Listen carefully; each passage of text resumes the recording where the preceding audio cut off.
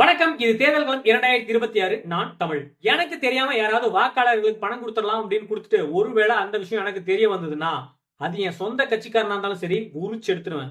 நான் ஒரு நேர்மையான அரசியலை செய்யலாம்னு விரும்புறேன் அப்படின்னு சொல்றது நான் இல்லைங்க, துரைசிங்கம் அண்ணாமலை அவர்கள்.